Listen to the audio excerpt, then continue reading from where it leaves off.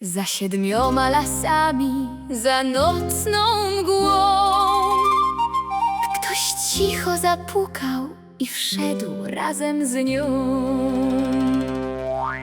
A pewnej nocy, gdy burza dudniła, do bram zapukała dziewczyna przemiła. Suknia przemokła, włosy w nieładzie, lecz duma królewska błyszczała w jej ogładzie. Książę aż zamilkł, królowa spojrzała. Sprawdzimy dziś, czy to dama wspaniała. Na dworze grzmiało, wiatr szarpał bramę, a ona weszła jak noc przez firanę. Krople na skórze lśniły jak srebro. Książę poczuł, że robi mu się ciepło. Jam, księżniczka, rzekła powoli, lecz nie z tych, co płaczą z byle niedoli. Dajcie mi izbę, pościel i ciszę, a rano wam powiem, co w nocy usłyszę. Groch, groch pod pierzyną, książę się rumienił za piękną dziewczyną. Na ziarnku grochu noc była długa, księżniczka wiedziała, czyja to zasługa.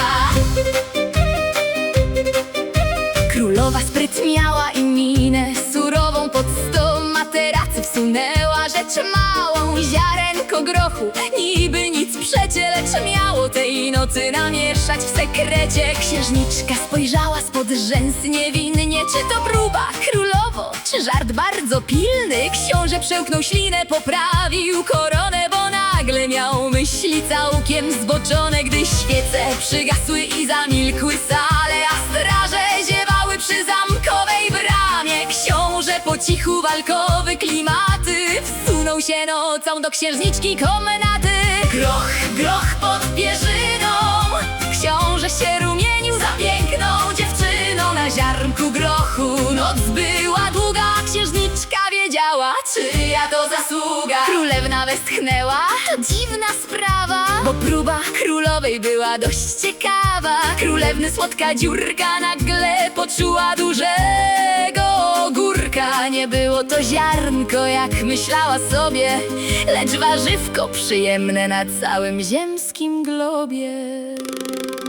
Rankiem królowa spyta na pewno, czy coś cię uwierało, moja królewno? A ona czerwieni się, spuszcza powieki. Oj, pani królowo, groch był jakiś zbyt miękki. Książę poczerwieniał aż po same uszy, a król aż zakrztusił się łykiem trunku z gruszy. Królowa zrozumiała po chwili milczenia, to dama z charakterem i z wyczuciem drżenia. Nie była z porcelany, choć czuła jak róża, nie bała się burzy zamku, ni stróża. Nie przyszła po litość, koronę, klejnoty, lecz sprawdzić, czy książę jest wart jej ochoty. Książę uklęknął, lecz nie z przymusu, tylko z zachwytu, czaru i gustu. Pani wyszeptał, znam już naukę, przy tobie nawet groch zamienisz w wielką sztukę. Groch, groch pod pierzyną, książę się rumienił za piękną dziewczyną. Na ziarnku grochu czy na ogórku noc była długa, księżniczka wiedziała, czyja to zasługa.